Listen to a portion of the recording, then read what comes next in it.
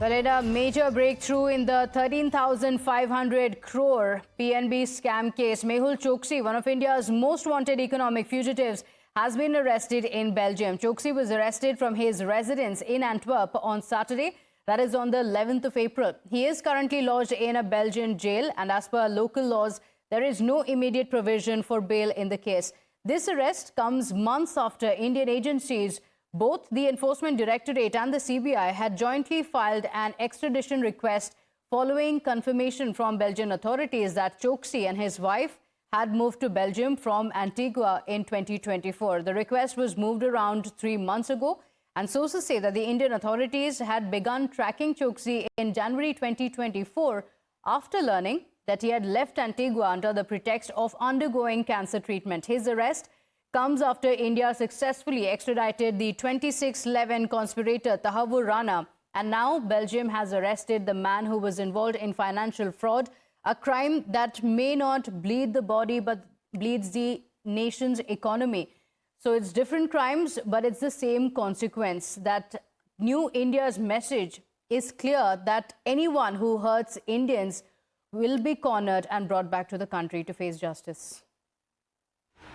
देखिए, हमारे विदेश मंत्री जी ने आपको स्पष्ट कहा भी है और मैं भी रिपीट करता हूं, ये नरेंद्र मोदी जी के नेतृत्व में जो सरकार चल रही है, उनकी जो सफल कूटनीति है, विदेश नीति का ही एक भाग होता है कूटनीति, और सफल कूटनीति के कारण ही ये संभव हो पा रहा है। ये भारत के लिए गौरव की बात है। मोदी जी ने जो पहले ही कहा कि गरीबों का पैसा जिन जिन लोगों ने खाया है उसको वापस करना होगा, और देश में सभी के खिलाफ कार्रवाई चल रहा है। मेहुल चोक्सी पकड़ा गया है, निश्चित तौर से बहुत बड़ी सफलता।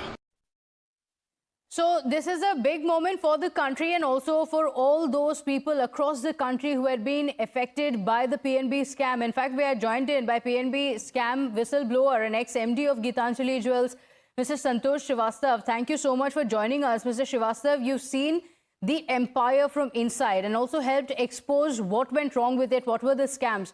What was your first reaction when you heard that Mehul Choksi has finally been arrested in Belgium? This is definitely an encouraging news to hear, though I would also request our government and the agencies that they have to go all out now this time, get him extradited to the country and put them to the process of justice in the country. Okay. Because the similar thing had happened in Dominica, but he was able to use the process of law from there. So I hope this doesn't get repeated on this time. Also, I would urge the agencies and government to go extra mile in terms of recovering the money from him, bringing it back to the country, and probably compensating all those, starting with banks and business partners and franchise and employees who lost because of this huge fraud with these people perpetrated on country. And the taxpayer money should come back. Absolutely, because Mehul Choksi had evaded the authorities for years now, using multiple passports, medical pleas. In fact, he even claimed abduction once, if you remember. So do you believe that this arrest is the beginning of the end for his legal runaround? He is going to try all out not to come to India, because he knows if he comes to the India, he'll have to follow that process of law.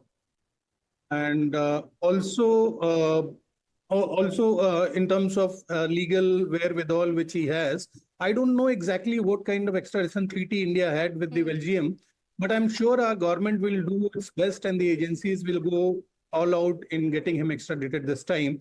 Okay. And the recent news of some terrorist getting extradited is a motivating and encouraging news. I think this is repeated for these financial fraudsters also. And these are people like Mehul Choksi, Nirav Modi, Vijay Mallya. They're also brought to the justice. Okay, so time's up for them. Tahavur Rana, like you mentioned, has been extradited from the United States. But speaking of the PNB scam, there were thousands of employees and investors who were impacted when the scam had actually broken out. Can you tell us what happened? You know, what was the mood inside the company? Do you feel that the plight of those who were affected by the scam have now been forgotten? See, things were going pretty well before he started perpetrating all these frauds in early 2012. late 2011 types. Before that, we were on the course to become the second largest retail chain in the country. We had become that. But unfortunately, once he started doing that, the things went absolutely awry in the business. And because of the greed of one person, probably few thousands of lives were compromised in the sense of people lost their business opportunity, people lost the employment, India lost the huge taxpayers' money. So, I mean, it's a case of the greed of one person spoiling the lives of tens of thousands of people. Yes, but having led Gitanjali Jewels, what signs did you first notice that things were going wrong? And when did you decide that it was time to blow the whistle, that, you know, this is not right and you can't keep quiet any longer and you must speak up? Tell us how that all happened. Oh, that has been a tough journey. In fact, a lot of my friends and relatives were kind of telling me that, why did you choose this path? But unfortunately, when I observed that some things are going wrong and on deep diving, find out that there are certain things going wrong, though the finance and accounts was not under my control, but still I could sense that things are going wrong, and started complaining to the agencies, starting from EOW Mumbai to SFIO to CBI to ROC to SEBI and all. That was tough time. Those 2-3 years were tough time. I was threatened. I was threatened for my life. I had to resign. Obviously, I resigned by choice. Only we left because I decided to expose them, resign and expose them. But it was difficult for me to conduct my own business and consulting, which I was doing. So it was tough time. Yes, there was. I would still say that there is a lot of probably regulations and support system needed for these kind of whistleblowers. Yes. Because I'm sure there are enough honest people in the corporates, but unfortunately the support ecosystem does not exist, so they lose their motivation to stand out and complain against these suspected frauds. Okay, all right. But kudos to you for actually speaking up, because it was only because of that that the scam actually came to light. Otherwise, not many would have known about the scam, and probably it would have increased to a much more.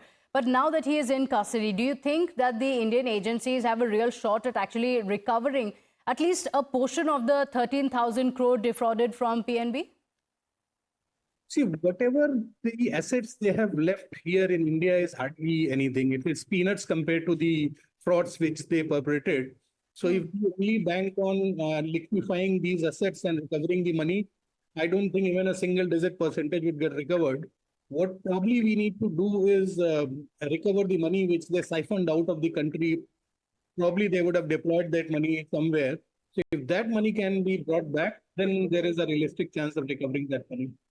Okay, all right. Thank you so much for joining us on the broadcast and telling us your perspective and telling us what actually happened. With that, let's get